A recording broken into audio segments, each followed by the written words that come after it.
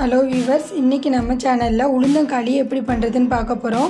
அதுக்கு ஒரு படி தொளி உள்ள கருப்பு உளுந்து, 1/4 படி பச்சை அரிசி நம்ம எடுத்து வச்சுருக்கிறோம்.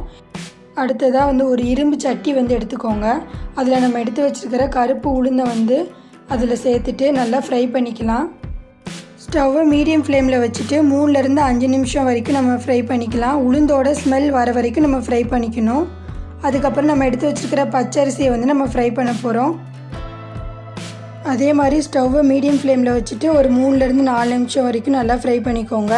இப்போ ரெண்டையும் ஒரு பாத்திரத்தில் மாற்றிட்டு ஆற வச்சிடலாம். இப்போ ரெண்டையும் ஆறின பிறகு மில்லை கொடுத்து அரைச்சிட்டு வந்துடலாம். இப்போ மாவு ரெடி ஆயிடுச்சு. இதை நீங்கள் ஸ்டோர் பண்ணி வச்சுட்டு உங்களுக்கு எப்போ தேவைப்படுதோ அப்போ எடுத்து யூஸ் பண்ணிக்கலாம். இது ஒரு ஈஸியான ரெசிபி.